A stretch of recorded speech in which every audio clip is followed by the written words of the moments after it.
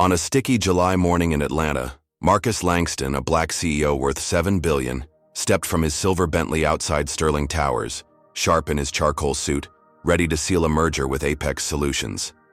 The receptionist, Cheryl, squinted, pegged him for a delivery guy and barked, "Wait outside, we're busy." Marcus smirked, stepped back, and then the building's lights died. Power blinked on, but Apex's merger files vanished, his silent strike. What unleashed this chaos, and how far would it shred his future? Stay tuned to find out. Before we dive in, tell us where you're watching from, and if you stand for tearing down injustice, hit like and subscribe for more stories that flip the script. Marcus Langston stood in the muggy Atlanta heat just outside Sterling Towers, the sleek corporate fortress where Apex Solutions nested. His silver Bentley gleaming a few yards away under the relentless July sun. His charcoal suit clung slightly to his broad shoulders, the fabric still crisp despite the humidity. But his mind was sharper, slicing through the insult that had just been flung at him like a dull blade. Cheryl, the receptionist with her pinched lips and pale, freckled skin, had dismissed him as some errand boy, her voice dripping with condescension when she'd told him to wait outside. He'd smirked then, a flicker of amusement masking the cold resolve brewing beneath his polished exterior. And now he held his phone, its screen glowing with a single text from Lena, his COO. Servers hit. Merger data's toast. He'd done it. A remote cyber jab that wiped Apex's precious files in seconds. A warning shot fired without a word. His dark eyes narrowed as he pocketed the device, adjusted his cufflinks with a deliberate twist, and strode back toward the glass doors, the soles of his polished loafers tapping a steady rhythm against the concrete. Inside, the lobby buzzed, with a nervous energy, employees darting between cubicles, their voices hushed but frantic as they scrambled to understand why their systems had flatlined. Cheryl sat behind her curved desk, her bony fingers hovering over a keyboard, her brow furrowed as if the screen might bite. Marcus stopped a few feet from her, his 6'2" frame casting a shadow across the gleaming marble floor, and cleared his throat. She glanced up, her green eyes narrowing with irritation, not recognition. "I told you to wait outside," she snapped, her tone sharper now, like she was scolding a stray dog that wouldn't scat. Marcus tilted his head, his voice smooth as velvet but edged with steel. "Call Richard Hargrove. Now. Tell him Marcus Langston's here to see him." Cheryl blinked, her thin lips parting for a moment, then curling into a sneer. "You don't belong here," she said, her words slow and deliberate, each syllable laced with the unspoken assumption that a black man in a suit couldn't possibly hold power in this pristine white tower. She didn't reach for the phone. Instead, she pressed a button under her desk, and within seconds, 2 security guards lumbered into view. They were big, both white, their uniforms stretched tight over barrel chests, their faces set in grim lines as they approached. The taller one, with a buzz cut and a jaw like a slab of concrete, stepped forward, his meaty hand already twitching toward the baton on his belt. "Sir, you need to leave," he rumbled, his voice low but thick with authority he hadn't earned. Marcus raised an eyebrow, his hands still loose at his sides, and spoke evenly. "I'm Marcus Langston, CEO of Langston Innovations. I'm here for a merger meeting with your boss." The shorter guard, with a patchy beard and watery blue eyes, snorted, exchanging a quick glance with his partner. "Sure you are," he muttered, stepping closer, his boots squeaking on the floor. "Let's go, buddy." Before Marcus could respond, the taller one grabbed his arm, fingers digging into the fabric of his suit, while the other moved to flank him, their movements practiced, automatic, as if they'd escorted out troublemakers like him 100 times before. The lobby went quiet, a few employees peeking over their screens, their curiosity tinged with discomfort, but not surprise. Marcus didn't flinch. He twisted his arm free with a fluid motion, years of discipline from his college wrestling days kicking in, and stepped back, pulling his phone from his pocket. "You're making a mistake," he said, his voice calm, but carrying a weight that made the guards hesitate. He tapped the screen, starting a recording, and held it up as he spoke louder, his words echoing off the glass walls. "I'll sue this company into the ground for assault and discrimination. Try me." The taller guard froze, his hand still outstretched, while the shorter one muttered something under his breath, a slur swallowed by the hum of the air conditioning. Cheryl watched, her face paling slightly. But she didn't move, didn't call off the dogs. For a moment, Marcus thought he'd won, that his threat had pierced their thick skulls, that they'd back off and let him through.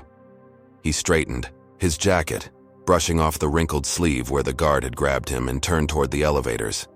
His pulse steady, his mind already mapping the next step in this chess game he'd just started. Then the double doors at the far end of the lobby swung open, and Richard Hargrove stepped out.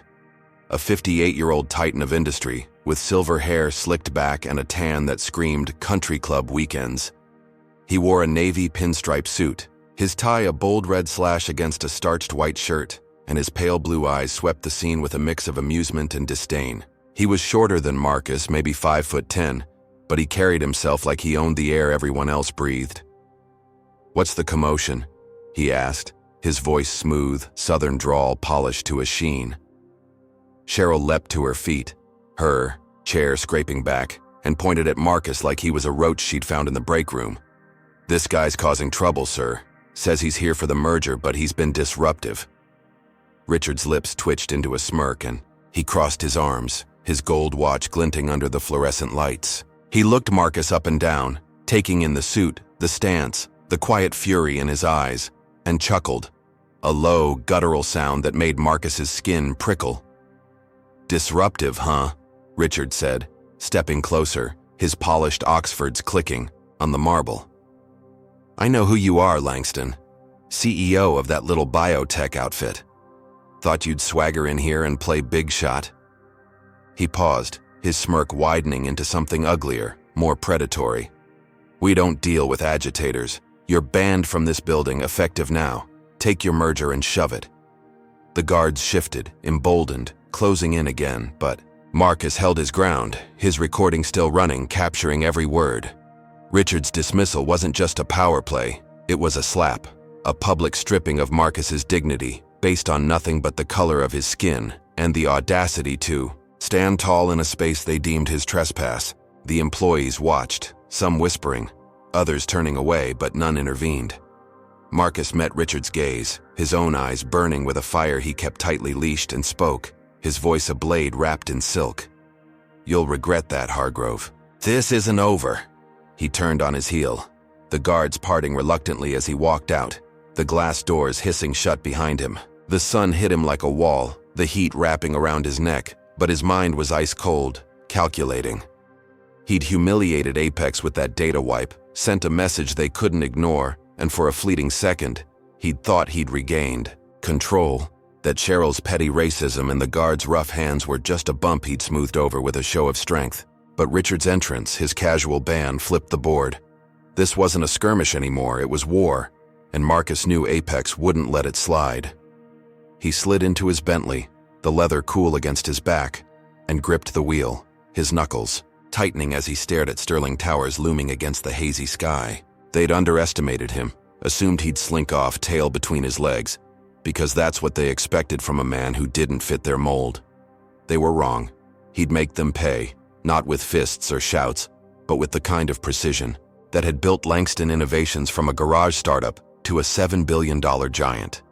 The engine purred to life, and as he pulled away, the first threads of their unraveling were already in his hands, ready to pull tight.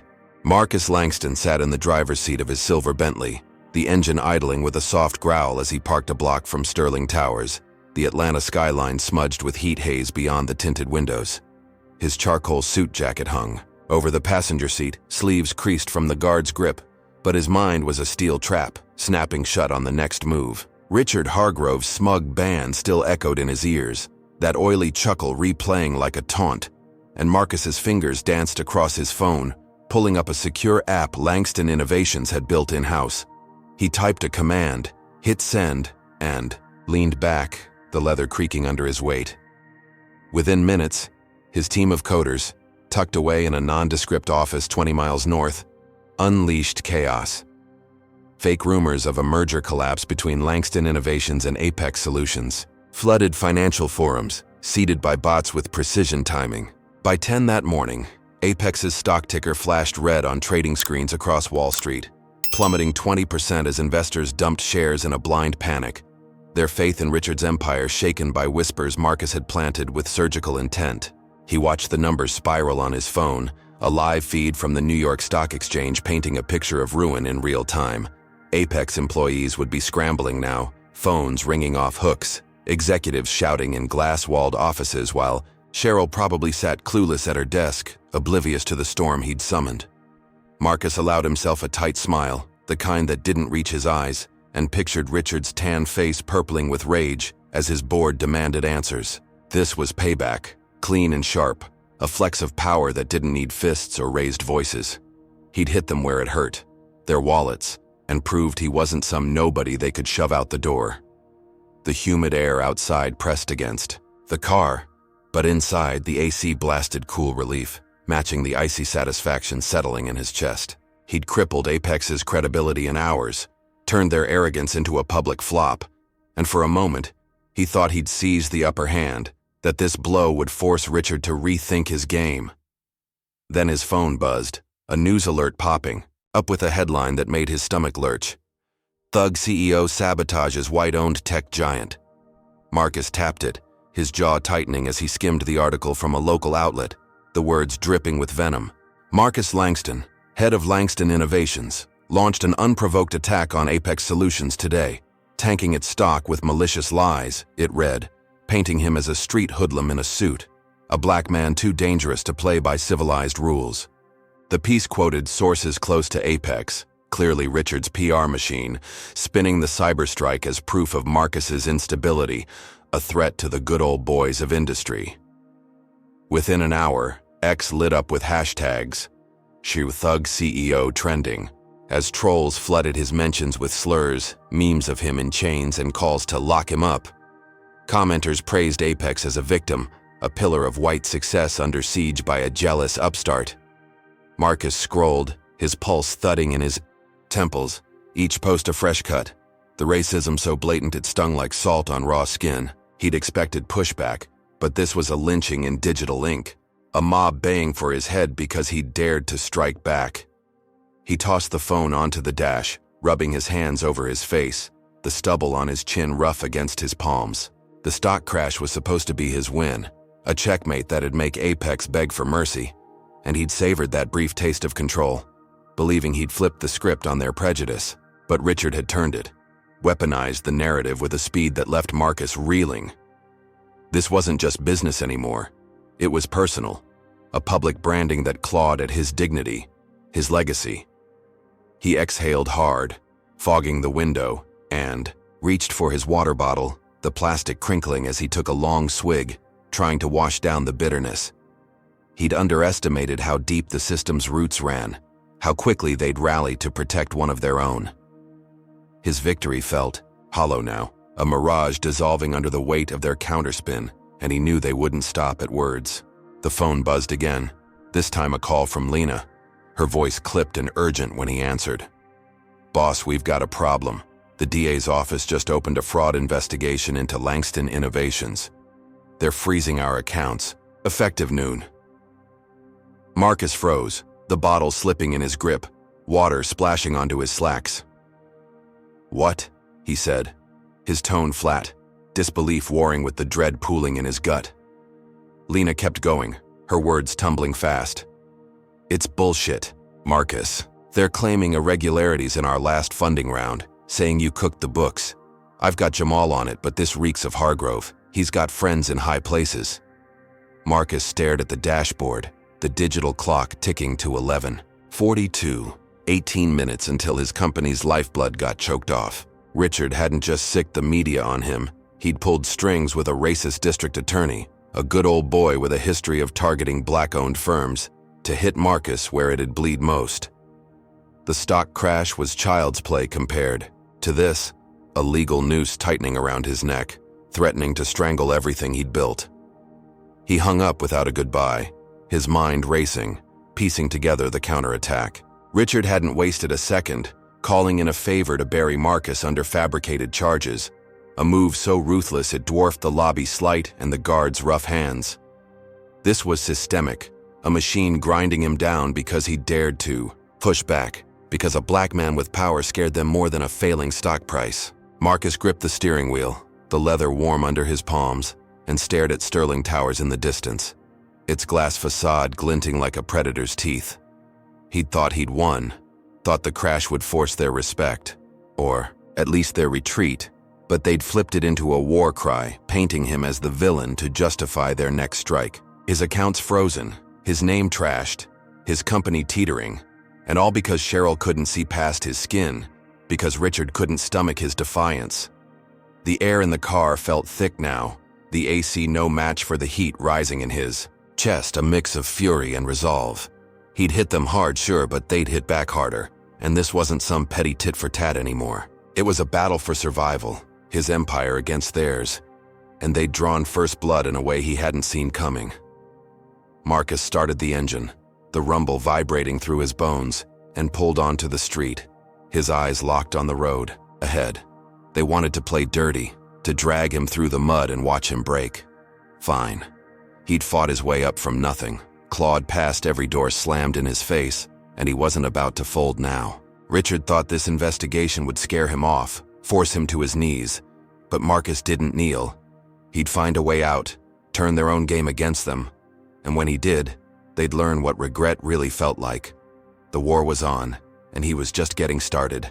Marcus Langston sat in a cramped conference room 10 miles from Sterling Towers, the air thick with the scent of burnt coffee and old carpet, his silver Bentley parked discreetly out back under a sagging oak tree. The clock on the wall ticked, past 2 in the afternoon, its hands sluggish against the weight of the day, and Marcus's charcoal suit jacket hung over a chair, the wrinkles from yesterday's scuffle still etched into the fabric. Across from him, Jamal Carter, his lawyer, hunched over a laptop, his wiry frame taut with focus, glasses slipping down his nose as he scrolled through files. The DA's fraud investigation had frozen Langston Innovations' accounts at noon, a gut punch from Richard Hargrove that left Marcus's empire gasping, and now Jamal's voice cut through the stale silence. "They've got something, Marcus. Look at this." He spun the screen, revealing financial docs from their last funding round, numbers twisted into a lie that screamed embezzlement, sums siphoned to offshore accounts Marcus had never touched. "Planted," Marcus said, his voice a low growl, his dark eyes narrowing as he leaned forward, elbows on the chipped table. Jamal nodded, tapping a key. "No question. The metadata's off. Timestamps don't match our servers. Hargrove's playing dirty." Marcus rubbed his temples, the pulse there throbbing like a drumbeat, his mind racing to trace the thread back to Apex Solutions. The stock crash he'd triggered that morning had been his dagger, slicing 20% off their value. But Richard had turned it into a noose, using his cronies to bury Marcus under this fake paper trail. Jamal kept talking, his words sharp and fast. "We can fight it. Prove it's fabricated, but it'll take time. The DA's got a hard-on for this, and he's not exactly your fan." Marcus knew the type. A white-haired prosecutor with a drawl, and a history of locking up black entrepreneurs on flimsy charges. A lapdog for men like Richard, who pulled strings from corner offices. He stood, pacing the room, his loafers scuffing the worn linoleum, and stopped by the window, peering through grimy blinds at the parking lot. "Get it done," he said, his tone flat but heavy, a command carved in stone. "I'm not letting them choke me out." Jamal nodded, already typing, but Marcus's phone buzzed in his pocket, a call from Tanya, his wife, and the edge in her voice when he answered froze him mid-step. "Marcus, get home. Now." He was in the Bentley in 3 minutes, tires squealing. As he tore through Atlanta's back streets, the humid air whipping through the cracked window, his knuckles white on the wheel. The house, a sprawling brick estate in Buckhead, came into view 15 minutes later, but the scene gutted him before he even parked. 2 police cruisers sat in the driveway, lights flashing silently, and 4 cops milled around his front lawn, their boots trampling Tanya's rose bushes. She stood on the porch, arms crossed, her auburn curls wild in the wind, her brown eyes blazing with fury and fear. Eli, their 16-year-old son, slumped beside her, his hoodie torn, a bruise blooming on his cheek. Marcus slammed the car door, striding toward them, but a stocky officer with a buzz cut and a sneer stepped into his path, hand on his holster. "Stay back, sir," he barked, his voice thick with disdain, eyeing Marcus like he was a stray dog sniffing around a gated yard. "What the hell's going on?" Marcus demanded, his chest tight, but Tanya answered before the cop could, her words trembling. "They raided us, Marcus. Said they had a warrant for fraud evidence. Tore the place apart." He pushed past the officer, who grunted but didn't stop him, and reached Tanya, pulling her into a quick, fierce hug. Eli wouldn't meet his eyes. His fists clenched, and Marcus saw the wreckage through the open door. Bookshelves toppled, drawers gutted, glass from a shattered picture frame glinting on the hardwood. "They shoved me," Eli muttered, his voice cracking, "when I asked why they were here." Marcus's blood turned to fire, his gaze snapping to the cop now rifling through a box on the lawn, pulling out old tax returns like they were contraband. This was Richard's doing, a second strike after the frozen accounts, using the DA to sick these jackals on his family, to humiliate him where it hurt most. The warrant was a sham, tied to the planted docs, but the racism was real, etched in the way the officers smirked, the way they'd roughed up a kid for daring to question them, the way they assumed Marcus's home was fair game because he didn't belong in their world. He spent the next 2 hours on the phone with Jamal, piecing together a counterstrike while Tanya swept up glass, and Eli sat silent in his room. By 6, they had a plan, a press conference, live on every local station, to expose the DA's bias and the flimsy evidence. Marcus stood on the steps of Langston Innovations' downtown office at 8 that night, the sky bruising purple, cameras flashing in his face as he spoke, his voice steady but searing. "Today my family was attacked, my company targeted, all based on lies from a corrupt system that can't stand to see a black man succeed. The DA's got no proof because there is none. This is harassment, plain and simple, and I've got the docs to back it up." He held up a printout of the forged financials, Jamal's analysis circled in red, and the crowd of reporters murmured, some nodding, others scribbling furiously.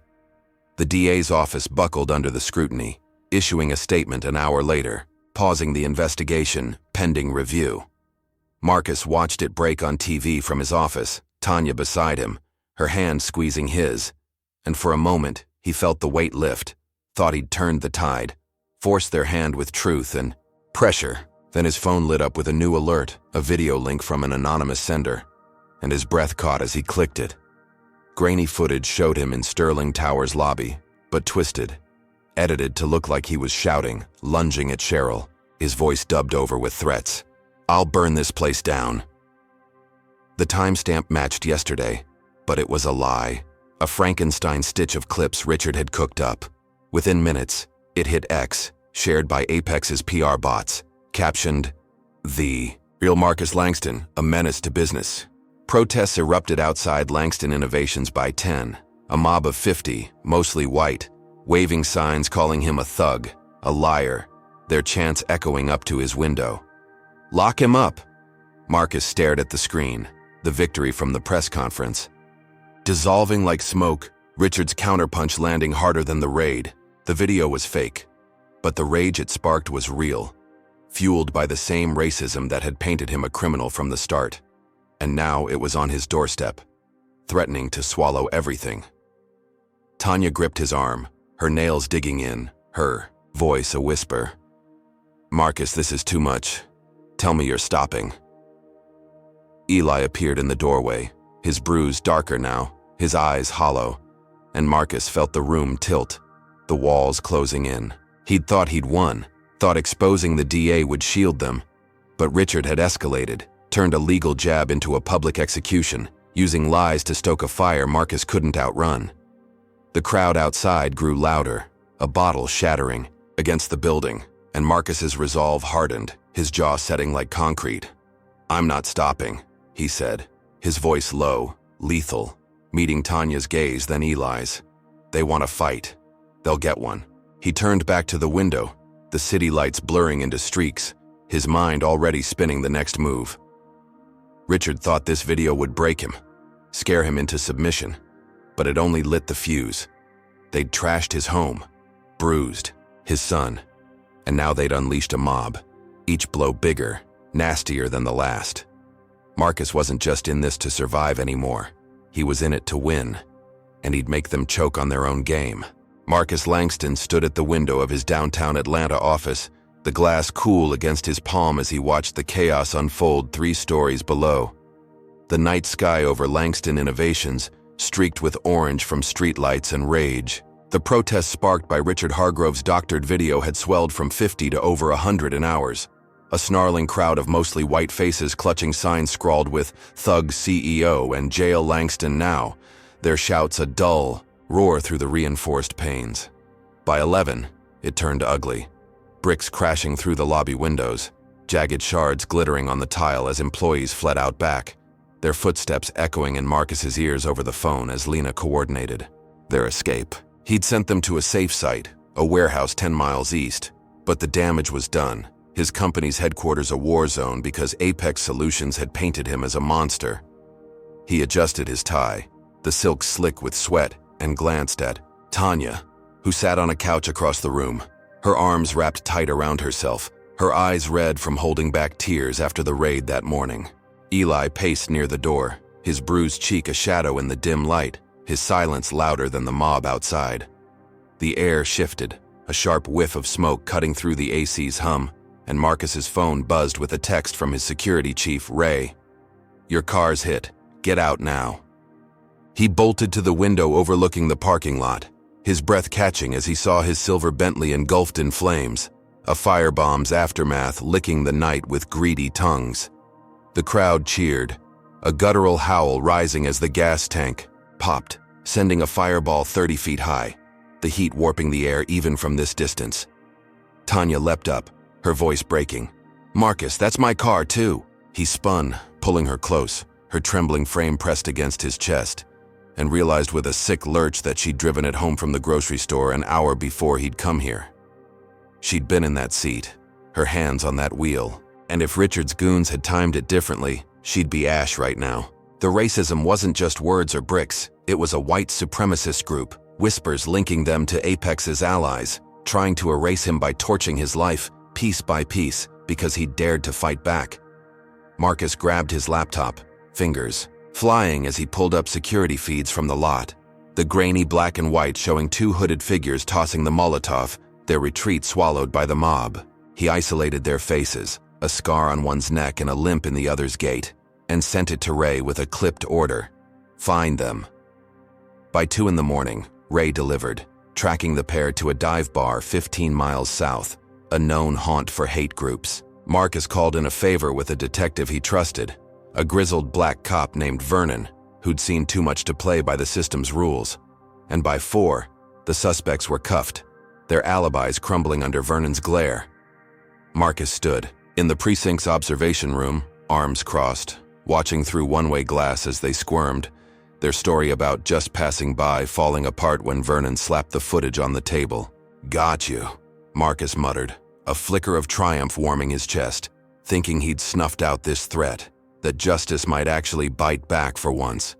But the victory curdled fast. By 6, the precinct doors swung open, and the suspects strolled out free, their smirks wide as the detective shrugged at Marcus over the phone. "Insufficient evidence," Vernon said, his voice tight with disgust. "Orders came from above. Hargrove's got the brass in his pocket."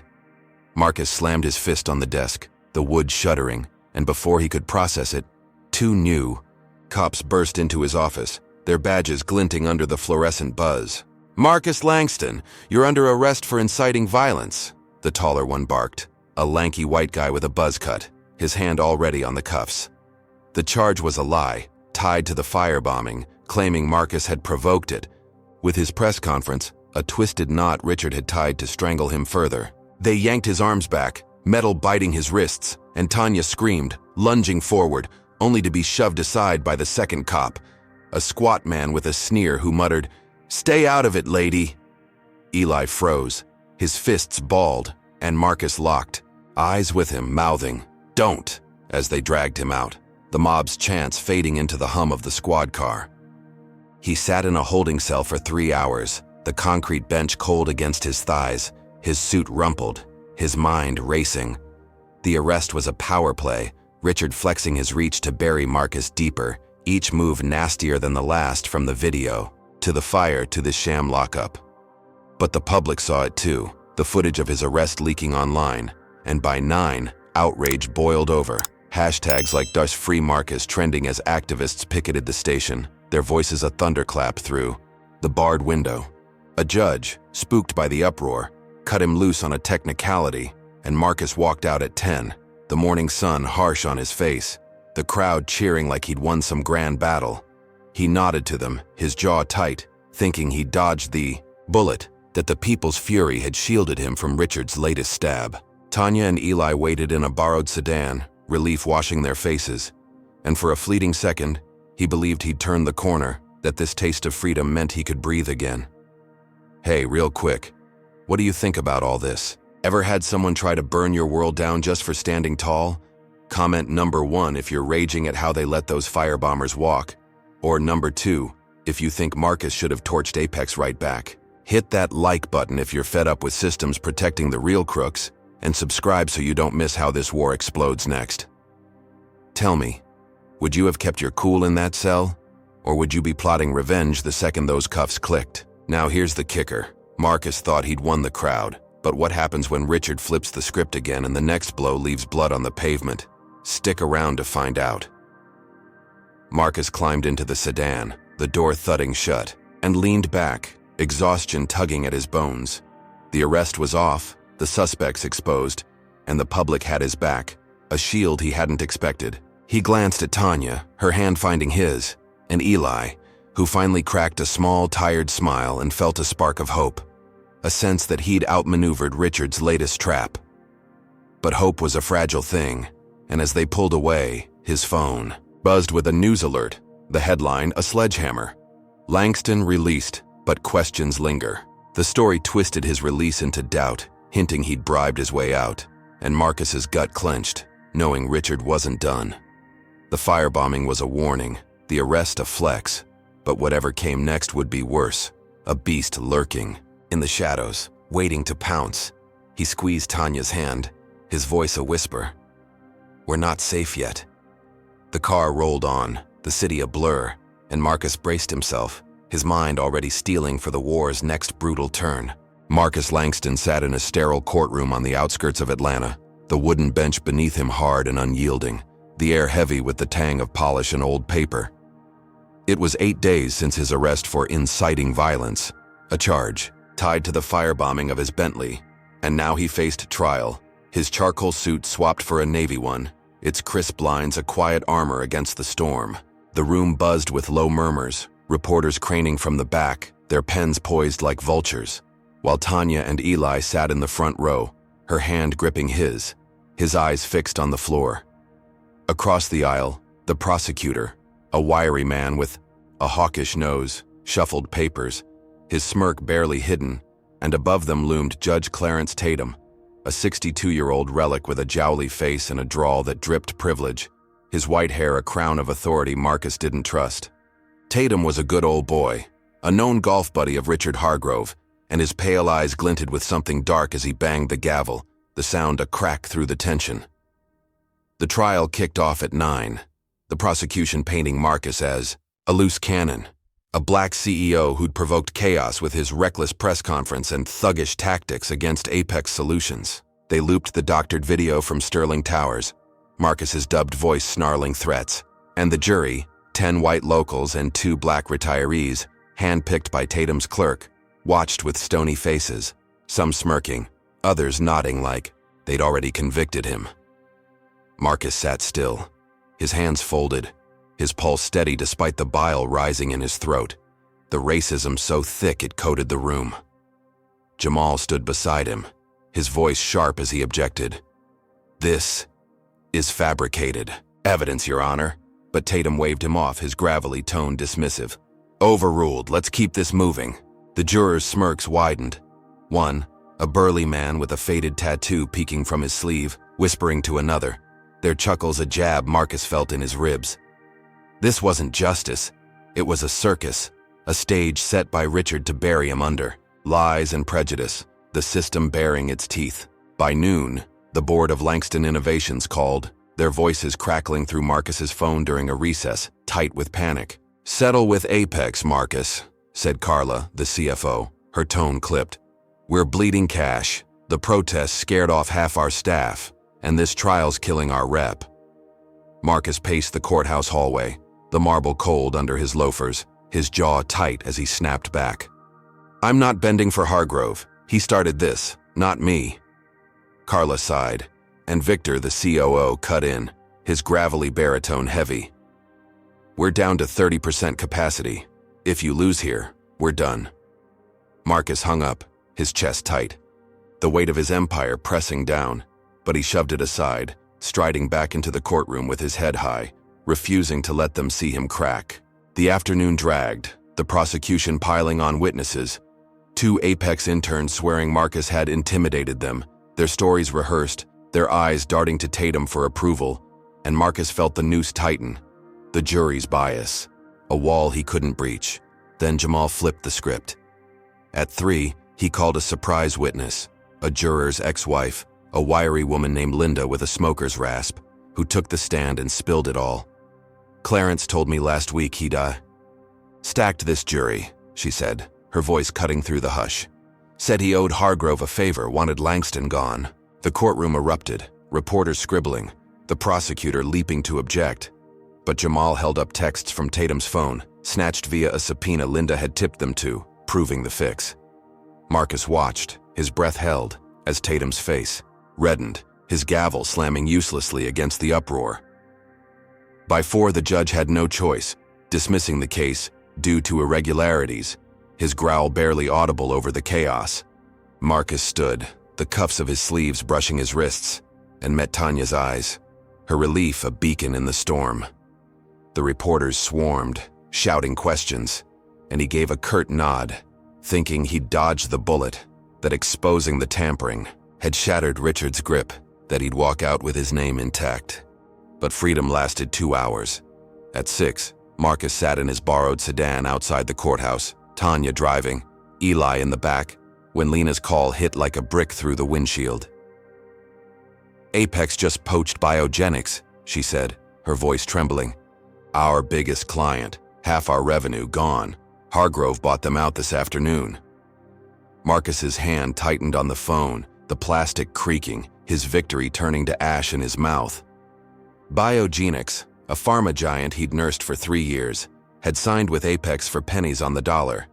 A deal Richard had inked while Marcus fought in that rigged courtroom, a knife twisted deeper than the trial itself. The loss was catastrophic, 50% of Langston Innovations' income vaporized, employees already texting him about layoffs, the safe site a lifeline now stretched thin.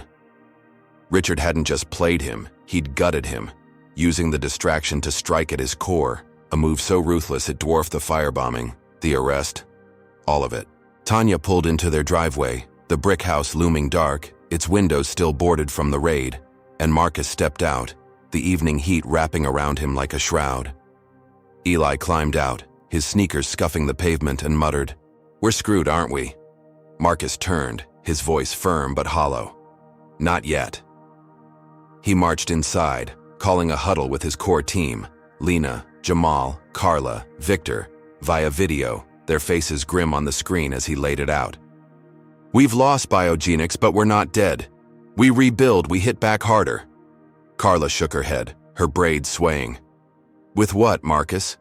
We're hemorrhaging." Victor rubbed his chin, doubt creasing his brow, but Lena leaned in, her eyes fierce. "He's right. We've got assets, patents. We can pivot."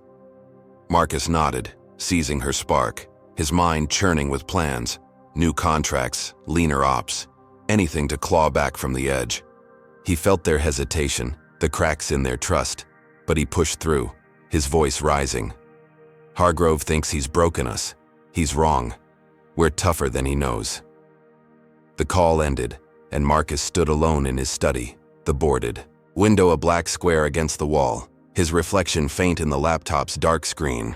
The trial's dismissal had felt like a win, a shield against Richard's lies, and he'd walked out thinking he'd regained control, that the public's outrage and Jamal's gambit had bought him room to breathe.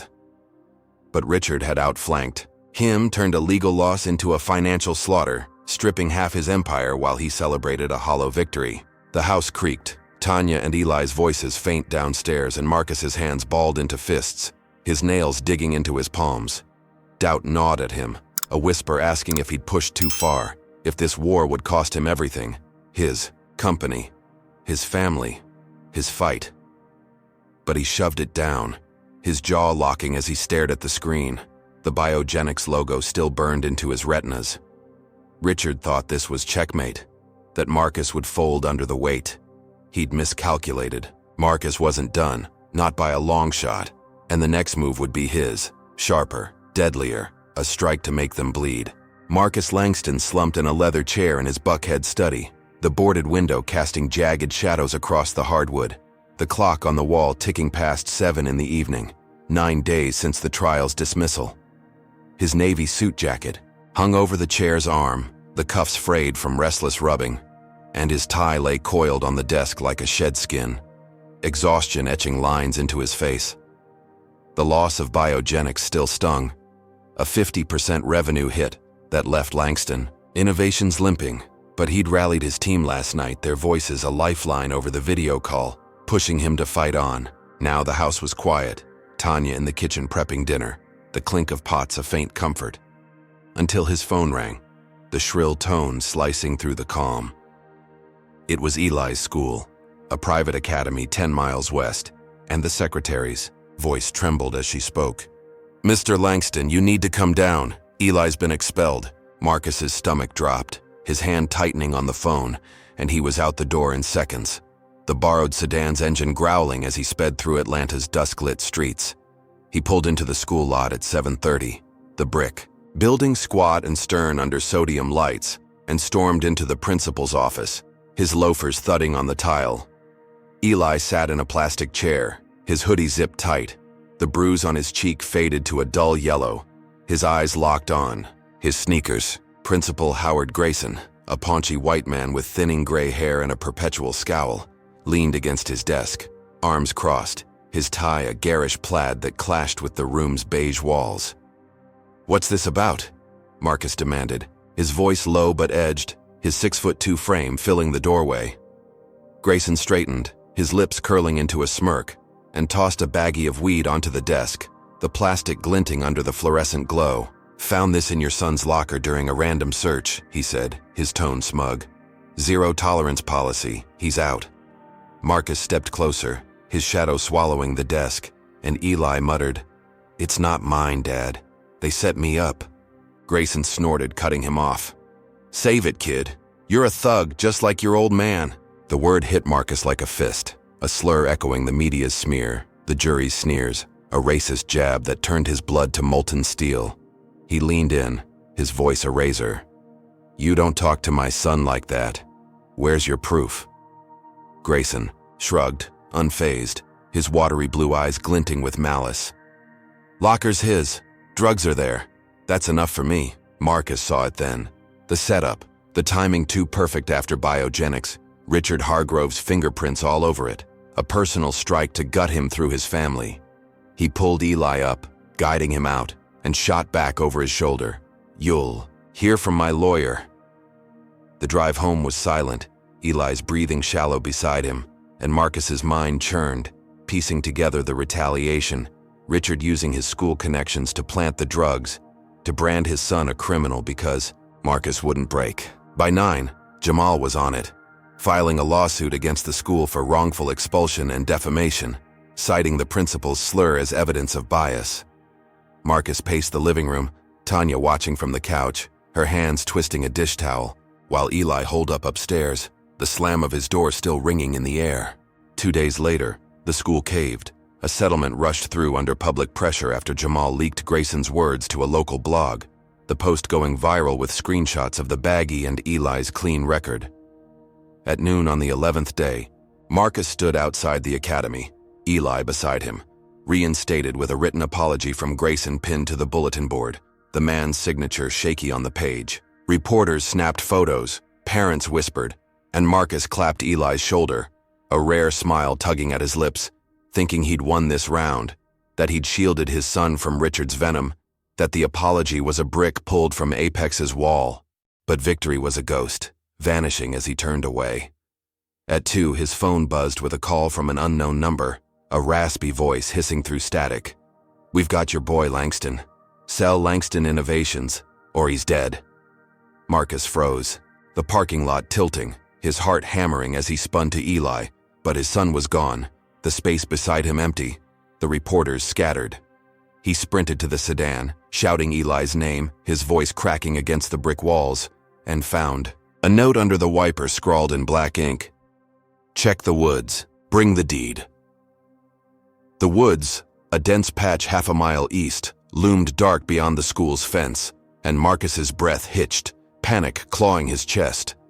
This was Richard, unbowed by the trial loss. The client grabbed not enough, now snatching Eli to force Marcus's hand, a move so savage it dwarfed the firebombing, the expulsion, a direct hit at his soul. He called Tanya, her scream piercing the line when he told her, and she sped to meet him, tires screeching into the lot 10 minutes. Later, Marcus grabbed a flashlight from the trunk, his hands shaking as he dialed Jamal, barking, "Get Vernon now!"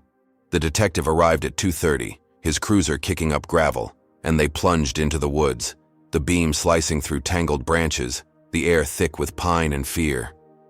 Tanya clung to his arm, her sobs muffled, and Marcus's mind raced, guilt gnawing at him, wondering if this war had cost too much, if his fight had painted a target on Eli's back. At 3, Vernon spotted a shack, its tin roof rusted, and Marcus kicked the door in, the wood splintering under his heel, revealing Eli tied to a chair, gag cutting into his mouth, his eyes wide with terror but alive.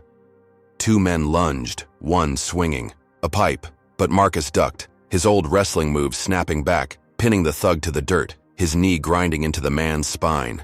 Vernon tackled the other, cuffs clicking, and Tanya untied Eli, pulling him into her arms, his muffled cries breaking free. The kidnappers were Richard's goons, hired muscle with apex ties, their orders scrawled on a burner phone Vernon pried. From their pockets, "Break him. Take the company." Marcus stood over them, his chest heaving, the flashlight trembling in his grip. And for a moment, he thought he'd saved everything. That rescuing Eli had snapped Richard's latest chain, that he could still hold his ground, but the shack's walls seemed to close in, the victory hollow, because Richard wouldn't stop, not after this, not ever. Back home by 4, Eli curled on the couch, a blanket around him, Tanya hovering, her hands brushing his hair, and Marcus stood in the doorway, his cool cracking, his voice a raw whisper, "I'm sorry." Eli looked up, his bruise stark against pale skin, and shook his head, but Marcus felt the weight, the cost of this war pressing down, his son's safety now a bargaining chip. The lawsuit win, the reinstatement, it was nothing. Against this, Richard's escalation a beast unleashed, each blow more brutal, more personal than the last. Marcus's phone buzzed, a news alert about Apex's stock ticking up, and he gripped it, his knuckles whitening, knowing the kidnappers were just the start, that Richard's next move would be worse, a storm he couldn't outrun. He met Tanya's eyes, her fear mirroring his, and swore silently to end this, to protect them, no matter what it took, his resolve a blade honed sharper than ever. Marcus Langston crouched in the underbrush of the woods half a mile east of Eli's school, the flashlight's beam trembling in his grip as he scanned the rusted shack ahead, its tin roof glinting faintly under a sliver of moon. It was 3:15 in the afternoon, the air thick with pine sap and tension. 13 days since this war with Richard Hargrove began, and now his son was inside, kidnapped by Apex's goons to force his surrender. Tanya clung to his side, her breath hitching, her auburn curls plastered to her face with sweat, while Vernon, the grizzled detective, flanked them, his service pistol drawn, its barrel a dark slash against the shadows. Marcus's navy suit was mud-streaked, his loafers sinking into the damp earth, but his mind was razor-sharp, locked on a tracker he'd sewn into Eli's hoodie months ago, a paranoid precaution that now pulsed a faint signal from the shack. He'd rescued his company from ruin before, but this was different. This was Eli. And failure wasn't an option. Vernon nodded, a silent go, and Marcus surged forward, his shoulders slamming into the shack's flimsy door, the wood buckling, with a splintered groan. Inside, the dim light revealed Eli, tied to a metal chair, his wrists raw from rope, a gag biting into his mouth, his brown eyes wide with a mix of fear and relief. 2 men spun toward them, one a wiry thug with a scar, snaking down his neck, the other a hulking brute with a limp, both apex hires from the burner phone's orders. Scar lunged, a lead pipe flashing in his fist, but Marcus dodged, his college wrestling instincts kicking in, twisting the man's arm until the pipe clattered to the floor. He drove his knee into Scar's gut, dropping him gasping, then pinned him, his forearm crushing the thug's windpipe against the dirt. Vernon tackled Limp, the bigger man's fist glancing off his shoulder before the detective slammed him down, cuffs snapping tight with a metallic clink. Tanya rushed to Eli, her fingers fumbling with the knots, freeing him as he coughed, his voice hoarse. "Dad, I knew you'd come." Marcus hauled Scar to his feet, shoving him against the wall, the shack trembling under the force, and ripped the burner phone from his pocket, its screen glowing with Richard's directive. "Break him. Take the company." Vernon secured Limp, his jaw tight, and Marcus met Eli's gaze, his son's trembling hands clutching Tanya's, the relief washing over him like cool water on a burn. They stumbled out, the wood swallowing their footsteps, and Vernon called it in. Squad cars rolling up by 3:45, their lights cutting through the dusk. Marcus thought he'd won, that snatching Eli back from Richard's claws had snapped this latest thread, that he'd outmaneuvered Apex's desperation with grit and a tracker's ping. The cops took the goons, their snarls fading into the cruiser's hum, and Marcus hugged Eli fierce and quick, his chest loosening for the first time in hours, believing he'd shielded his family from the abyss. But the system had other plans. At 4, as they reached the sedan, 2 local cops screeched into the lot, gravel spraying, their faces hard under flat-brimmed hats. "Marcus Langston, you're under arrest for vigilantism," the lead one barked, a wiry white man with a buzz cut, his badge glinting like a taunt. Marcus froze, his arms still around Eli, and Tanya stepped forward, her voice sharp. "He saved our son." The second cop, a stocky guy with a pockmarked face, shoved her back, his hand rough on her shoulder. "Step aside, ma'am." He took the law into his own hands. They yanked Marcus away, cuffs biting his wrists again, the metal colder this time, and dragged him to their car, Vernon shouting objections that dissolved into the wind. The racism was blatant, the cops ignoring the kidnapper's crime, their apex ties, to pin Marcus as the villain, a black man who dared to fight back instead of begging their help. Eli's cry followed him. "Dad!" And Marcus twisted, his voice steady. "Stay with Mom. I'll be fine." He sat in the precinct for 2 hours, the cell's concrete walls damp with mildew, his suit jacket torn at the elbow, his mind spinning. This was Richard's reach, his buddies in blue twisting the rescue into a crime, each move more vicious than the last, from the expulsion to this sham arrest. But the public saw it. Grainy phone videos of the cuffs hitting X, captioned "Hero Dad Jailed," and by 6, protests erupted outside, 100 voices chanting, "Free Marcus," through the barred window, their fury shaking the building. A harried captain, spooked by the crowd, cut him loose at 7, muttering about procedural errors. And Marcus walked out, the evening air sharp on his skin, his family waiting in the sedan, their faces pale but unbroken. The cheers swelled, hands clapping his back, and he nodded, his jaw tight, thinking he'd dodged another bullet, that the people's roar had pried him free from Richard's grip, that this was a win he could build on. Then the hammer fell. At 8, as they pulled into their driveway, Lena's call crackled through the car's speakers, her voice a wire stretched to breaking.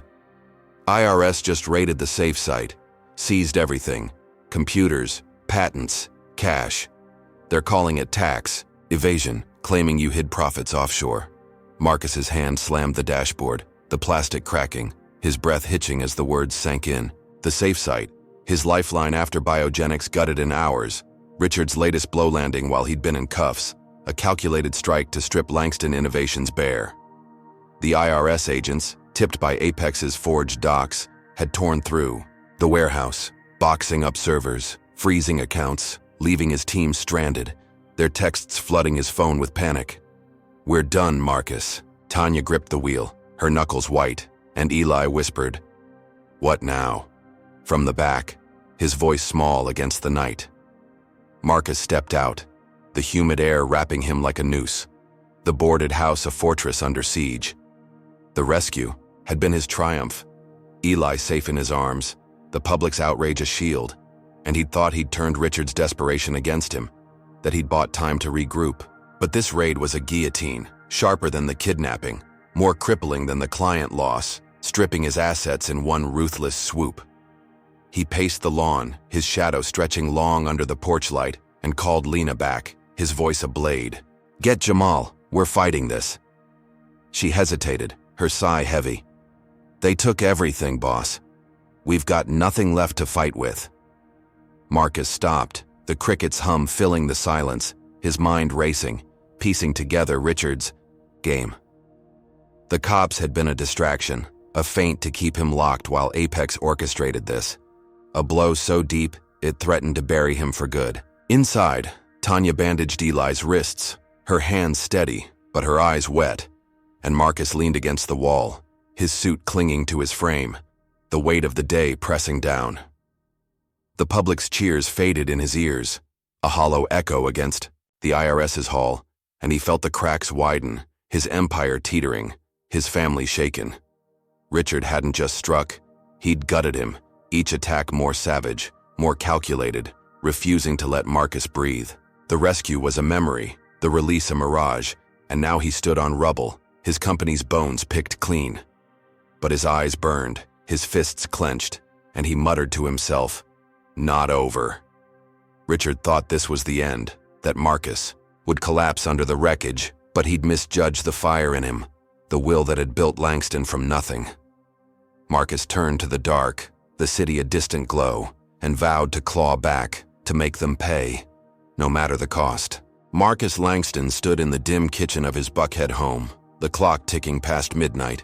14 days since this war with Apex Solutions ignited, the boarded windows casting skeletal shadows across the tile. His navy suit hung loose, stained with mud from the woods, his tie long gone, and the weight of the IRS raid clung to him like damp rot. Their seizure of Langston Innovations' safe site, a fresh wound bleeding his company dry. The kettle whistled. On the stove, steam curling into the air, and he poured boiling water into a chipped mug, the tea bag sinking as he gripped the counter, his knuckles taut against the granite. Tanya slept upstairs, Eli too, their breathing a faint rhythm through the ceiling. But Marcus couldn't rest, not with his empire reduced to ashes and his family bruised by Richard Hargrove's relentless strikes. His phone sat beside him, its screen dark, the silence a taunt after Lena's call hours ago, her words echoing. "We've got nothing left to fight with." He refused to accept it, his mind churning, a plan forming like a spark in the dark. By one, he'd rallied his core team over a video call, their faces flickering on his laptop in the study, the boarded window a black void behind him. Lena's eyes were bloodshot, her voice hoarse from shouting at IRS agents, while Jamal tapped a pen, his glasses fogged with exhaustion, and Carla and Victor stared blankly, their faith fraying. "We're not done," Marcus said, his tone a steel rod through the gloom. "Richard's corruption's our weapon. We leak it, hit Apex where it hurts." He dug up dirt, emails from a whistleblower showing Richard bribing regulators, rigging contracts, a goldmine buried in encrypted files. Lena nodded, her jaw setting. "I'll get it to the Journal. They'll run it." Jamal leaned in, his voice sharp. "We've got proof, Marcus, but it's a gamble. If they bury it, we're exposed." Marcus shrugged, his lips a thin line. "We've got no choice. They took everything else." The call ended at 2, the team scattering to their tasks, and Marcus felt a flicker of hope, a chance to turn Richard's own filth against him, to claw back from the edge. At 6, the Atlanta Journal's site posted the leak, a headline screaming, "Apex Solutions CEO tied to bribery scandal." The emails laid bare for the world, timestamps and signatures unredacted. Marcus watched from the kitchen, the mug cold in his hands, the morning light seeping through cracks in the boards, and tracked the shares as Apex's stock dipped 5% by 7, investors twitching at the stench of corruption. He thought it was working, that the truth would crack Richard's armor, but by 8, the story vanished, the site redirecting to a blank page, a technical error notice in its place. His phone buzzed, Lena's voice a hiss. "It's gone. Marcus, Hargrove's cousin owns the paper, they killed it." Then a new alert popped, a hit piece from the same outlet. "Failed fraud, Marcus Langston spreads lies about Apex. The words twisted his gut, calling him a desperate con, a black man too broken to play fair. The racism of venom dripping through every line, shielding Richard while sinking Marcus deeper into the mud. He slammed the mug down, tea sloshing onto the counter, his breath ragged as he scrolled X, the hashtag Dauber fraud Langston trending. Trolls feasting on the smear, their posts a chorus of hate. Typical thug, crying foul when he's caught. The Journal's cover-up was Richard's shield. His family ties a wall Marcus couldn't punch through. And the hit piece was a blade, sharper than the IRS raid, carving his name into a lie. He'd thought the leak would shift the tide, that, exposing Apex would rally the public like his arrest had. But Richard had choked it dead, turning truth into a weapon against him. Tanya shuffled in, her robe loose, her eyes hollow. "What now?" she asked, her voice a thread, and Marcus couldn't answer, his silence a stone in his throat. Then his phone pinged, an anonymous text. "Check the dark web." He grabbed, his laptop diving into a hacker forum and found a group, ShadowNet, had snagged the buried story, blasting it across untraceable channels with a note. For Langston. By 10, the dark web leak hit X, the emails trending under Dark Apex exposed, screenshots spreading like wildfire, the public's fury reigniting, posts screaming, "Hargrove's a crook," and "Langston's right." Marcus watched from the couch, Eli beside him, the boy's fingers tapping nervously, and felt the pendulum swing. The hacker's move a lifeline he hadn't expected. Apex's stock slid another 10% by noon, investors bailing, and Marcus stood, his chest loosening, thinking he'd won this round, that ShadowNet had pierced Richard's veil, that the people's roar would carry him forward. He hugged, Eli whispering, "We're back in it," and Tanya cracked a faint smile, the first in days, their hope a fragile flame flickering in the dark. He thought he'd turned the corner, that this exposure would force Apex to its knees, that he'd bought breathing room to rebuild. Then the air shifted, a sharp tang of smoke cutting through the house, and Marcus's phone buzzed with Ray's call, his security chief's voice a shout. "Safe site's burning, get out!" Marcus raced to the window, peering through the boards, but it wasn't here. It was the warehouse 10 miles east, their last bastion. He pulled up a live feed Ray sent, the screen showing flames roaring through the building, mercenaries in black tossing Molotovs, their faces masked, the blaze, swallowing servers, desks, everything he'd fought to hold. Richard's counterattack landed at 1, hours after the leak, a fire so fierce it dwarfed the Bentley bombing, trapping Marcus inside the feed's nightmare as sirens wailed in the distance.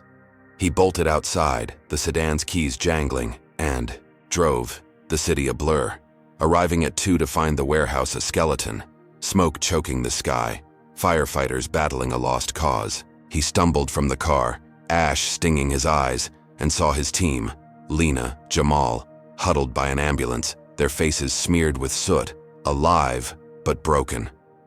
Marcus ran to them, his voice raw. "Anyone hurt?" Lena shook her head, coughing. "We got out, but it's gone, Marcus. All of it." He turned, the heat searing his face, his suit black with grime, and spotted a figure in the crowd. A wiry man with a scar on his neck, one of Eli's kidnappers, smirking before vanishing into the chaos. Richard hadn't just struck, he'd burned Marcus's last stand, mercenaries hired to torch his fight, a blow so brutal it eclipsed the IRS raid, the kidnapping, leaving him with nothing but embers. The hacker's win was a mirage, the public's rage useless against this, and Marcus staggered, his lungs burning, his scars from the woods now joined by this inferno's mark. He'd thought he'd won, thought he'd outsmarted Richard, but Apex had escalated, refusing to yield, their vengeance a fire that consumed his world. Okay, let's talk about this insanity. Ever felt like the truth's your only shot, but the system just laughs and lights the match? Comment number 1, if you're pissed Richard's still walking free after this, or number 2, if you think Marcus should have seen this coming. Smash that like button if you're boiling at how they keep burying him, and subscribe to catch every twist of this fight. Tell me, would you risk it all like Marcus, or would you cut your losses when the flames hit? Now here's the real question. He's down, burned and out. Can Marcus rise from these ashes, or will Richard's next move bury him for good? Stick with us to see what's next. Marcus sank to the curb, ash dusting his hair. The fire's roar fading to a crackle as his team gathered, their eyes hollow but fixed on him. The warehouse was gone, his assets ash, but his will burned hotter, a vow forming in his gut. Richard thought this was the knockout, that Marcus would crumble under the smoke, but he'd underestimated the man who'd built an empire from nothing. Marcus stood, his voice a growl. "We're not finished." The war was total now, and he'd strike back no matter the cost. Marcus Langston stood amidst the smoldering ruins of the safe site warehouse. 15 days into this war with Apex Solutions, the acrid sting of ash coating his throat as dawn broke over Atlanta's eastern edge. His navy suit was a tattered shroud, blackened by soot from the mercenaries' fire. His face etched with scars and exhaustion, but his eyes blazed with a fire fiercer than the one that had gutted his last stronghold. The IRS raid had stripped his assets. The blaze had torched his fight, but he wasn't broken, not yet. Lena and Jamal flanked him, their clothes streaked with grime, their breath shallow in the smoky air, while firefighters coiled hoses behind them. The wreckage a testament to Richard Hargrove's refusal to let him breathe. Marcus clutched his laptop, its case scratched but intact, a lifeline he'd salvaged from the sedan, and whispered, "Time to hit back." He'd lost everything, Biogenics, the safe site, but he still had his mind, his team, and a weapon buried in Apex's own servers. By 7, they'd retreated to a dingy motel 20 miles south, the neon sign flickering vacancy over a cracked parking lot, the room's stale air thick with mildew and desperation. Marcus sat on a sagging bed, the springs groaning under his weight, and cracked open the laptop, his fingers flying across the keys as Lena and Jamal watched, their silhouettes sharp against the peeling wallpaper. He'd kept a backdoor into Apex's systems, a ghost code from a failed merger 2 years back, and now he slipped through, a digital phantom breaching their firewalls. At 8, he struck gold, files proving Richard's crimes, bribery receipts, to senators, extortion logs with suppliers, emails gloating about keeping Langston in his place, the racism raw and unfiltered. Marcus uploaded it all to a public server, ShadowNet's dark web leak amplified, and hit send at 9, the data blasting across X, news sites, every corner of the internet, tagged, "Is Apex unmasked?" He leaned back, the mattress creaking, and muttered, "Let's see you bury this, Hargrove." By 10, the world exploded. Apex's stock crashing 15% as the files spread, investors fleeing, headlines screaming, "Tech Titan's dirty secrets," the proof too damning to spin. Marcus watched from the motel, the TV flickering, with pundits dissecting Richard's fall, his chest loosening as Lena grinned, her fist bumping his shoulder. "You did it, boss," she said, and Jamal nodded, his glasses glinting. "They can't dodge this." Marcus thought he'd won, that this hack had ripped Apex's mask off, that the truth would finally break Richard's chokehold. He pictured Sterling Towers in chaos, employees scrambling, Cheryl's pinched face paling as the empire she guarded crumbled. For a moment, he believed he'd turned the tide, that this blow would force Apex to its knees, that he could rebuild from the ashes with this victory as his foundation. Then the motel door burst open at 11, 6 FBI agents storming in, their vests stark against the dim light, guns drawn, voices barking. "Marcus Langston, you're under arrest for cybercrimes." Marcus froze, his laptop tumbling to the carpet, and Lena lunged forward, shouting, "He exposed a criminal!" An agent, a tall white man with a crew cut, shoved her back, his voice cold. "He hacked a private server, that's a felony." They grabbed Marcus, his arms wrenched behind him, cuffs snapping tight, the metal biting deeper than the cops had, and dragged him out, Jamal yelling, "This is bullshit!" as the door slammed shut. The racism was a steel trap. The feds, ignoring Richard's crimes, their focus locked on Marcus, a black man who dared to fight with tools they deemed illegal. Tanya's call hit as they shoved him into a van, her scream piercing the line. They can't do this, but they could. Richard's senator pal pulling strings, flipping Marcus's triumph into a noose. He sat in a federal holding cell for 4 hours, the walls gray and slick with condensation, his suit jacket gone, his shirt clinging to his scarred frame, his mind racing. This was Richard's counterpunch, sharper than the fire, more insidious, Then the kidnapping, using the law to crush him while Apex's crimes danced free. But the public saw it. The arrest trending under Langston framed, and by 3, protests erupted nationwide. Thousands flooding streets from Atlanta to D.C., their signs reading, "Justice for Marcus," their chants a rumble through the cell's slit window. News vans swarmed the detention center, cameras catching agents' stone faces, and at 5, a judge, rattled by the uproar, granted bail, citing public interest. The gavels bang a lifeline. Marcus walked out at 6, the sun dipping low, Tanya and Eli waiting in the sedan, their hugs fierce, the crowd's roar a shield he hadn't expected. He thought he'd dodged it, that the protests had pried him loose, that the hack's fallout would still bury Apex, that he'd bought time to strike again. But Richard wasn't done. At 7, as they drove home, a news alert blared through the radio, the anchor's voice tight. Shooting at Langston Innovations event leaves 3 wounded. Suspect tied to CEO's instability. Marcus slammed. The brakes, the sedan lurching on the highway shoulder, his breath hitching as Tanya gripped his arm. Eli's gasp sharp in the back. The event was a lie, a staged attack at a charity gala Langston had canceled weeks ago. But the footage showed chaos, gunshots ringing out, blood on the pavement, a masked shooter fleeing. Apex's PR claiming Marcus's vendetta had incited it. By 8, X erupted. Langston kills trending, the public's faith flipping, posts screaming, "He's a terrorist!" and "Lock him up for good." Marcus stared at the dashboard, the hack's triumph shattered. Richard's counterattack a blood-soaked masterstroke, framing him for violence he'd never touched. A blow deadlier than the fire. The IRS, all of it combined. Tanya turned off the radio, her hand trembling, and Eli whispered, "Dad, they're lying, right?" Marcus nodded, his voice a rasp. "Yeah, but they don't care." He pulled back onto the road, the city lights blurring past, his mind scrambling for a foothold.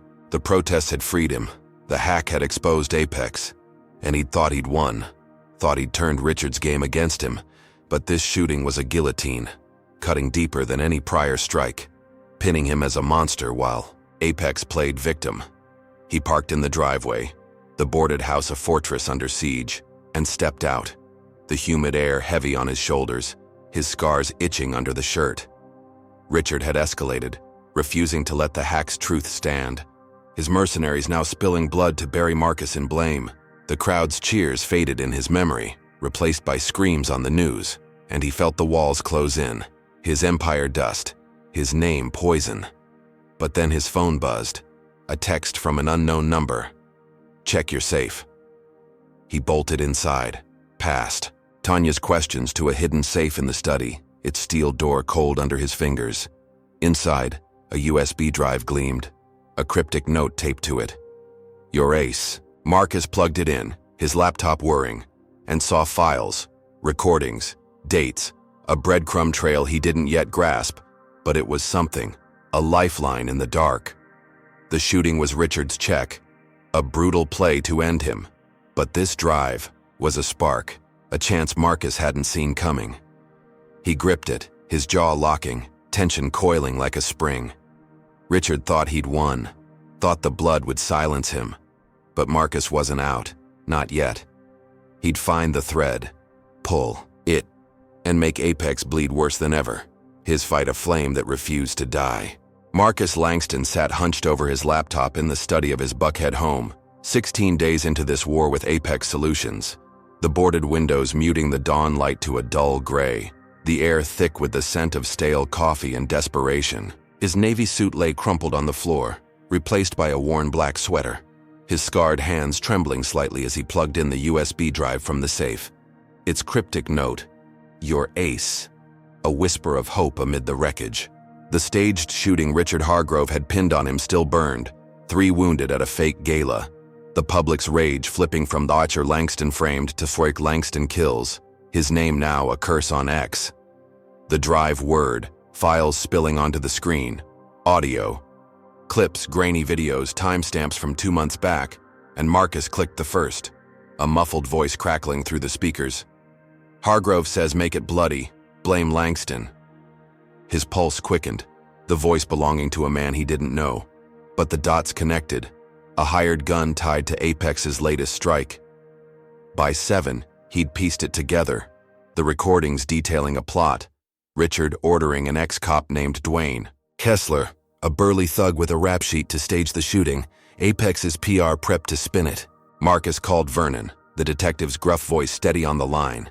And by 8, they'd tracked Kessler to a rundown trailer 30 miles north, its aluminum sides dented, a pickup rusting in the weeds. Marcus drove, the sedan's tires, crunching gravel. Vernon beside him and kicked in the door at 9, the wood splintering under his heel. Kessler lunged, a pistol flashing, but Marcus tackled him, his wrestler's grip locking the man's arm, the gun skittering across the floor. Vernon cuffed him, his knee pinning Kessler's back, and Marcus loomed, his voice a growl.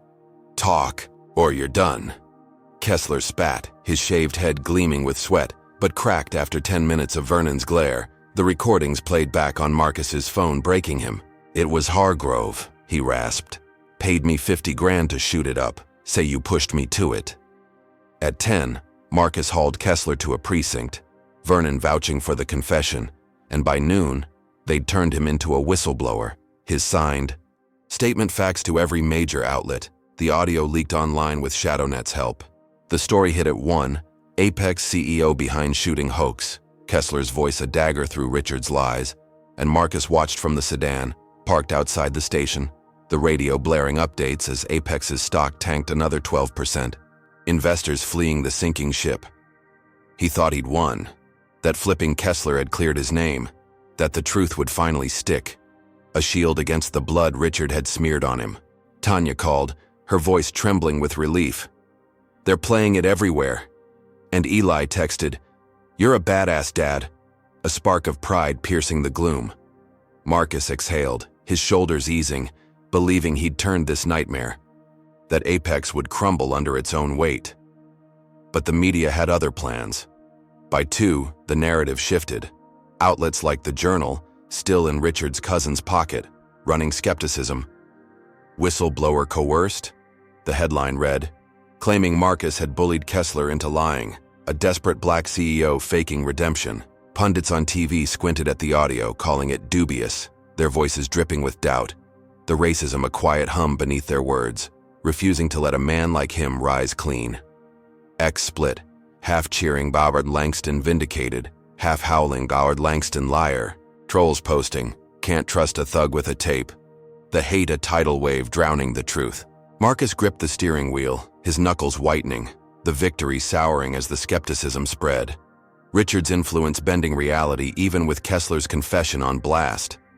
He'd thought the whistleblower would end it, that the public's faith would hold, but the media's twist was a knife, sharper than the shooting itself, keeping him vilified while Apex licked its wounds. Then at 3, a crack broke through. Apex's board, spooked by the leak and plummeting shares, ousted Richard, a press release hitting at 4. Hargrove steps down amid allegations. Marcus caught it on his phone, parked outside a gas station. The pumps hum a drone as he scrolled. The announcement a jolt of triumph. Richard's tan face replaced by a gray-haired interim CEO's photo. The stock steadied, but the damage stuck, and Marcus leaned back, the seat creaking, a grim smile tugging his lips. He'd done it, toppled the king, forced Apex to cut its head to save its body, and for a moment, he believed he'd won. That, Kessler's turn and the board's move had snapped Richard's spine, that he could finally breathe, rebuild, reclaim his name. Tanya and Eli met him at home by 5, their hugs tight. The boarded house a fortress holding steady, and he felt the tide turn, a false dawn breaking over the rubble. But Richard wasn't finished. At 6, as Marcus sipped tea in the kitchen, Lena's call shattered the calm, her voice a wire snapping. "He bought our patents, Marcus. Offshore funds, 10 million scooped them from the IRS seizure." Marcus dropped the mug, ceramic shattering on the tile, tea pooling like blood as his chest caved. The patents, Langston's biotech core, years of his work, sold out from under him. Richard using hidden cash to snatch them while Apex reeled. A move so ruthless it dwarfed the shooting, the fire, a final gutting of his empire. Lena kept talking. "They're gone, boss. We've got nothing left." Her words a dirge, and Marcus sank to the floor, his sweater snagging on the counter's edge, his scars throbbing under the fabric. The board's ousting was a feint, a sacrifice to shield Richard's real play, leaving Marcus with a hollow win and an empty shell, his company's heart ripped out. Tanya found him there, her gasp sharp as she knelt, her hands on his face, and Eli hovered, his voice small. "Dad, what's wrong?" Marcus couldn't speak, his throat tight, the patent's loss a wound deeper than any prior blow, Richard's refusal to yield a beast that kept clawing back. He'd thought he'd won, thought Kessler's confession and Richard's fall had handed him the game, but this was check, a move so brutal it left him reeling, his empire not just burned, but dissected. Then his phone buzzed, a call from a blocked number, and he answered, his voice a rasp. "Who's this?" A gravelly voice replied, "Your mentor, check your mail." Marcus stumbled to the porch, the evening humid and still, and found an envelope.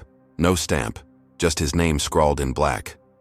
Inside, a single page, names, dates, a lead to Richard's senator pal, and his pulse jumped, a cryptic ace in the dark, a thread to pull. He clutched it, his jaw locking, tension coiling like a storm.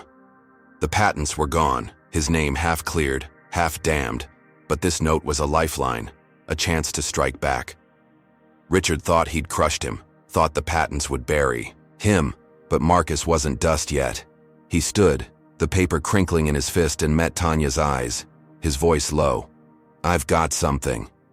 The war wasn't over, Richard's latest blow a monster, but Marcus's fight burned on, a vow to turn this shred of hope into a weapon, to make Apex choke on its own blood no matter the cost. Marcus Langston stood on the porch of his Buckhead home, 17 days into this war with Apex Solutions. The humid Atlanta evening wrapping around him like a damp shroud, the boarded windows behind him a testament to the battles fought. His black sweater clung to his scarred frame, the envelope from the mysterious caller trembling in his grip, its single page a lifeline scrawled with names and dates tied to Richard Hargrove's senator pal.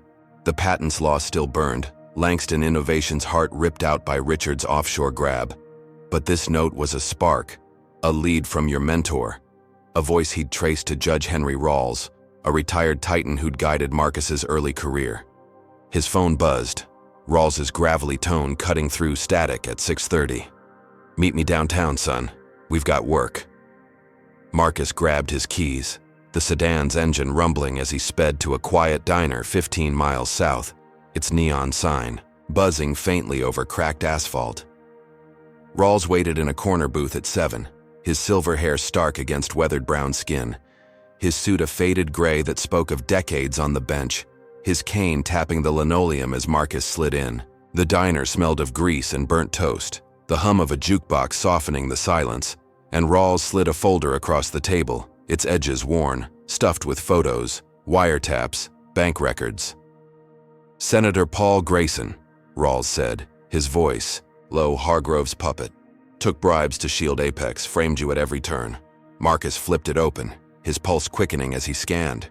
Grayson's signature on payments, calls to the FBI ordering his arrest, a web tying Apex's crimes to Capitol Hill. Rawls leaned in, his eyes sharp. "I've watched you fight, Marcus. This ends it." By 8, they'd built a plan, Rawls's old contacts feeding the folder to a rogue journalist, and at 9, the story broke online. Senator caught in Apex bribery ring, the evidence a flood drowning Grayson's career. Marcus watched from the diner, his coffee cooling untouched, the TV above the counter flashing Grayson's pinched face as he dodged cameras, Apex's stock sliding another 8% by 10, the senator's fall a domino toppling Richard's last shield. Rawls clapped his shoulder, a rare grin cracking his stern mask, and Marcus felt the ground shift, thinking he'd won, that exposing Grayson had snapped Apex's backbone, that he'd buried Richard's puppet and bought his family safety. He drove home at 11, the city lights a blur, and hugged Tanya and Eli in the living room, their relief a balm on his raw nerves, the boarded house a fortress holding firm. The senator's ruin was a triumph, a blow Richard couldn't dodge, and Marcus believed he'd turned the tide, that this was the checkmate to end the war, his mentor's gift a key to freedom.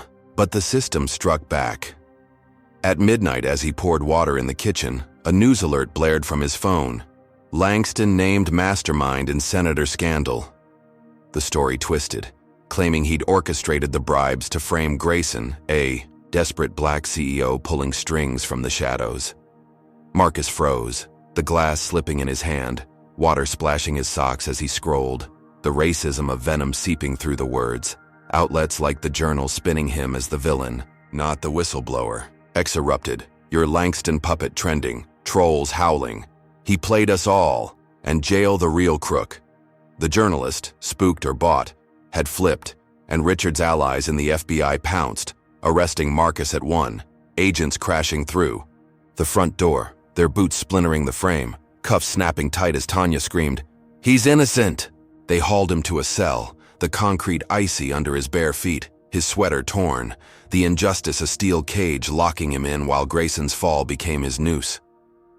He sat there 3 hours, the walls dripping with damp, his mind racing. The frame up a knife sharper than the shooting, Richard's reach bending truth into chains. But the public smelled the lie, protests flaring again by 4, thousands marching from Atlanta to the coast, their chants of Free Marcus, a roar through the bars, news vans swarming as hashtags flipped to Timer Langston setup. A judge, rattled by the chaos, cut him loose at 6, citing conflicting evidence. And Marcus stumbled out, the morning sun harsh on his face, Tanya and Eli waiting in the sedan, their hugs fierce, the crowd's cheers a fleeting shield. He thought he'd dodged it, that the senator's collapse and the protests had pried him free, that he'd turned Richard's game again, that this release was a step toward reclaiming his life. Then the real blow landed. At 7, as they reached home, Tanya coughed, a dry rasp that turned wet, and Eli clutched his stomach, his face paling as they stumbled inside. Marcus dialed 911, his voice cracking. "Something's wrong." Paramedics stormed in at 7:15, their gloves snapping as they checked vitals. Tanya collapsing on the couch, Eli retching into a trash can, their skin clammy with sweat. A medic held up a water pitcher from the kitchen, his voice grim. "Poisoned. Arsenic traces." Marcus's knees buckled, his hand gripping the wall, the glass he'd poured hours ago flashing in his mind. Untouched by him, but sipped by them during his arrest. Richard had struck, his goons tainting the supply while Marcus sat in cuffs. A counterattack deadlier than the patent's loss. The shooting, a silent killer slipping past the protest's roar to hit his heart. They rushed to the hospital by 8. Tanya and Eli on gurneys, IVs dripping, their breath shallow but steady as doctors pumped antidotes. Their eyes locked on Marcus through glass doors. He stood in the hall, his sweater hanging loose, his scars burning under the fabric, the poison a blow so ruthless it eclipsed every prior strike. Richard refusing to let Grayson's fall stand, escalating to murder to break him. A nurse gripped his arm, her voice soft. "They'll make it." But it was close. Marcus nodded, his throat tight, rage boiling in his gut. The false dawn of the senator's ruin a mirage shattered by this. He'd thought he'd won, thought Rawls's lead had handed him Apex's head, but Richard had turned it, framing him then striking his family, a beast unbowed by loss. By 9, they stabilized, Tanya squeezing his hand from her bed, Eli's, color returning. And Marcus stepped outside, the hospital's sterile hum fading as he breathed the humid air. His mind a storm. The protests had freed him, the senator was down, but this poison was Richard's check.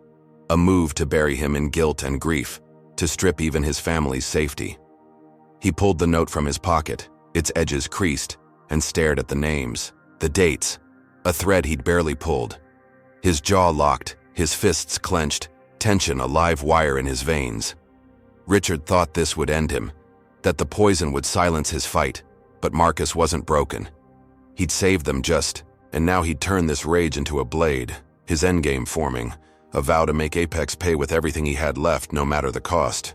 Marcus Langston sat beside Tanya's hospital bed in an Atlanta ward. 18 days since this war with Apex Solutions began. The sterile hum of machines threading through the quiet, the clock on the wall ticking past 10 in the morning.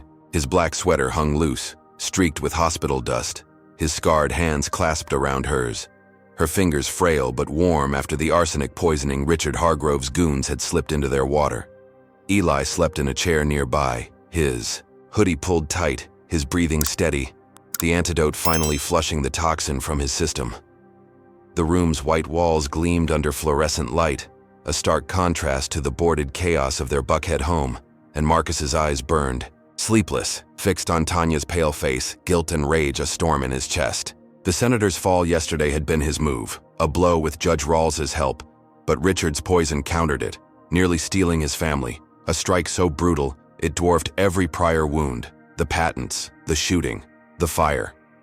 He pulled the creased note from his pocket, its list of names and dates a lifeline he'd barely tapped, and slipped his other hand into his bag, retrieving a burner phone. Its screen cracked but alive. Rawls had texted at 9, "Use it now," a cryptic nudge Marcus understood. A dead man's switch he'd built years ago, a failsafe buried in Langston Innovations' old servers, untouched by the IRS or flames. He typed a code, his thumb hovering over send, and whispered to Tanya, "This ends it." Her eyes fluttered open, a faint nod her only reply, and he pressed it, unleashing a torrent. Files from Apex's darkest corners, illegal human trials, toxic waste dumps, racist hiring logs, a decade of sins Richard thought buried, now flooding. News feeds, every digital vein at 11 sharp. Marcus watched the hospital TV flicker, a breaking story cutting through soap ads. Apex Solutions, collapses under scandal. The anchor's voice tight as stock tickers crashed, Apex plunging to pennies, investors fleeing like rats from a sinking hull. The room spun, his breath shallow, as the screen showed Sterling Towers swarmed by feds, agents hauling boxes. Richard's tan face caught in a flashbulb's glare, cuffs glinting on his wrists as they dragged him out at noon.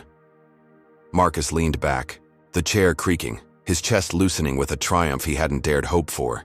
But then the twist unfurled, a secret he'd held since day 3. Half the crises, the stock crash, the protests, the shooting, were his own design, faked with ShadowNet's help, bait to lure Richard into overreach, to expose the system's bias when it turned on him, a chess game he'd played in shadows. He'd tanked Apex's shares with rumors, staged the gala chaos with blanks, knowing each move would force Richard's hand, revealing the racism that shielded Apex while crushing him, a truth now bare for the world. The TV shifted, pundits dissecting the files, Apex's illegal trials, patients dosed with untested drugs, buried in unmarked graves, a horror Richard had greenlit. But then a voice cut in. Langston's role raises questions, the skepticism, a familiar sting. The media even now spun doubt, manipulator or martyr? One asked. The racial injustice a thread that wouldn't snap, painting him a schemer, not a savior. Despite the feds cuffing Richard, despite Apex's ruin. X split again. Garum Langston genius clashing with Har Langston fraud. Trolls snarling. He played dirty too. The hate a reflex, refusing to let a black man win clean. Marcus gripped Tanya's hand tighter, his jaw locking. The victory bittersweet, his name half cleared, half damned. The system's bias a ghost that lingered. Even as Apex burned, by one the hospital buzzed, doctors whispering in halls, a nurse poking her head in. You're on every channel, Mr. Langston. Her tone awed but wary. Eli stirred, rubbing his eyes and muttered, Did we win, Dad? Marcus nodded, his voice a rasp. Yeah, but it cost us. Tanya squeezed back, her strength returning, and he stood, stretching his scarred frame, the weight of 18 days pressing down. Cheryl's sneer, the fire, the poison, all leading here. He'd shut Apex down. Richard jailed. The company, a husk. But Langston Innovations was gone too.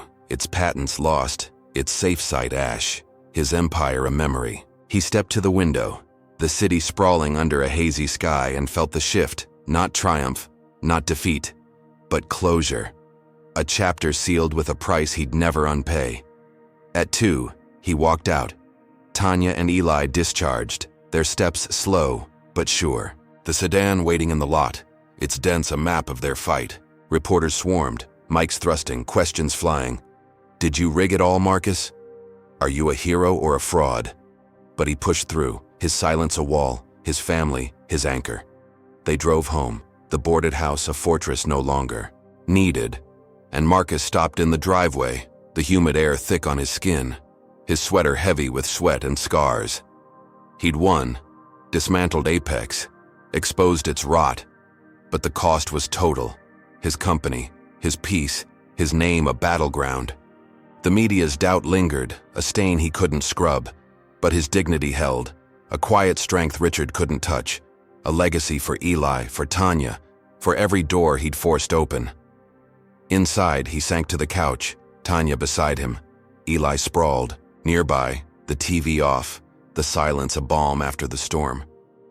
He pulled the note from his pocket, its ink faded, and set it on the table, a relic of the fight, then leaned back, his eyes closing. Apex's ruins were his warning, a monument to what happened when you underestimated Marcus Langston, when you saw a delivery boy instead of a king.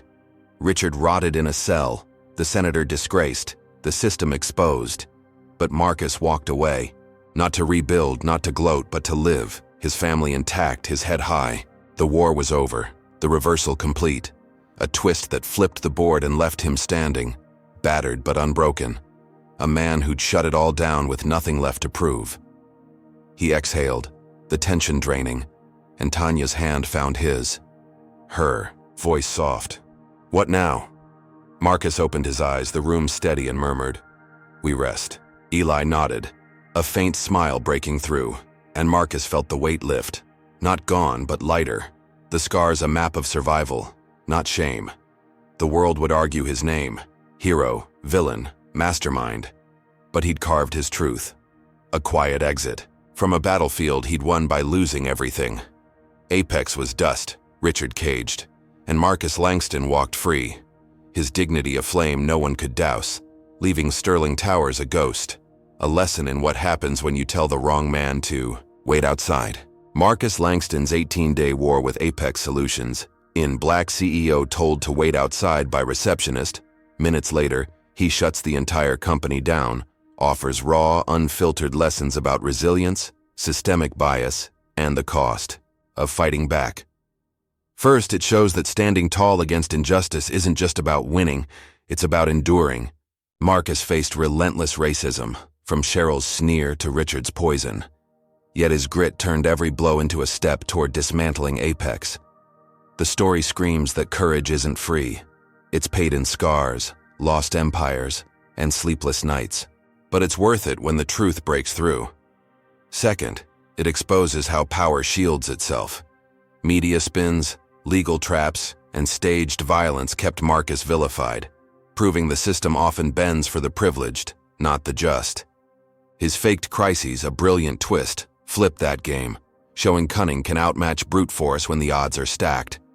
Third, family is the anchor.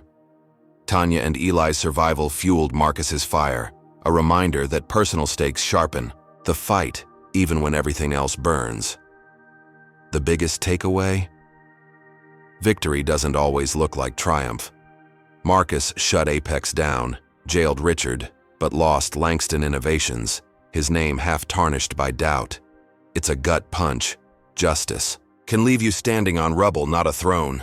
Yet, his dignity, unshaken, teaches that real power isn't in wealth or titles, it's in walking away unbroken. So what's your take? Ever fought a battle where the win felt like a loss? Comment below with your thoughts. Hit like if Marcus's stand resonates, and subscribe for more tales of grit against the grain.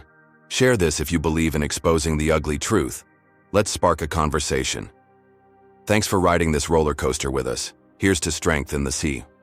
Face of storms and a future where no one's told to wait outside.